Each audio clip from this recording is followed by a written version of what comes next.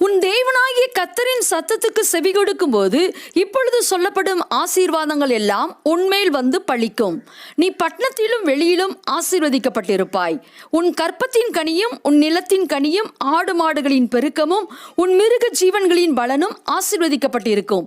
உன் கூடையும் மா பிசைகிற உன் தொட்டியும் ஆசீர்வதிக்கப்பட்டிருக்கும். நீ வருகையிலும் போகையிலும் ஆசீர்வதிக்கப்பட்டிருப்பாய்.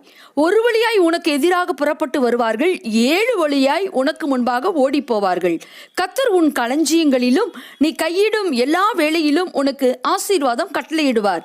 அவருடைய கட்டளைகளில் கை கொண்டு அவர் வழி நடக்கும்போது உன்னை பரிசுத்த ஜனமாக நிலைப்படுத்துவார். கர்த்தர் தமது நல்ல பொக்கிஷ சாலையாகிய வானத்தை திறப்பார். நீ அநேகம் ஜாதிகளுக்கு கடன் கொடுப்பார், நீயோ கடன் வாங்காதிருப்பாய். நீ வலதுபுறம் இடதுபுறம் சாயாமல் கர்த்தரின் கட்டளைகளை கை கொண்டு நடந்தால் அவர் உன்னை வாளாக்காமல் தலையாக்குவார். நீ கீழாகாமல் மேலாவாய்.